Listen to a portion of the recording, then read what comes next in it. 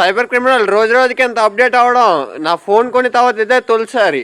అదేంటో చెప్తాను. ఇప్పుడే మీరు ఈ వీడియోని సేవ్ చేసుకుని మీ ఫ్రెండ్స్ అండ్ ఫ్యామిలీ మెంబర్స్ అందరికి కూడా షేర్ చేయండి.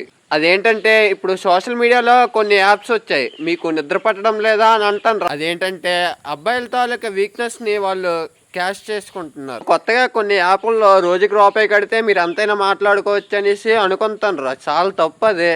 ఎందుకంటే కొన్ని యాప్స్లో మీరు రూపాయి కడితే చాలు రోజంతా కూడా మాట్లాడుకోవచ్చు అనేసి అంటున్నారు. అలాగంటూనే సైబర్ క్రిమినల్స్ వాటిని ఎడ్ చేస్తున్నారంటే క్యాష్ చేసుకుంటున్నారు.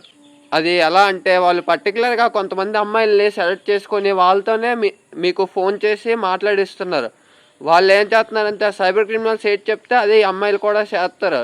కొన్ని రోజులు మీరు వాళ్ళతో ట్రావెల్ అయిన తర్వాత వాళ్ళు మొట్టమొదటి అడిగేది ఏంటి, డబ్బులు అడగగానే అమ్మాయిలే కదా అడిగారు, మనకి లేకపోయినా సరే పర్లేదు అనేసి అమ్మాయిలకి డబ్బులు ఇచ్చేస్తాం మనం.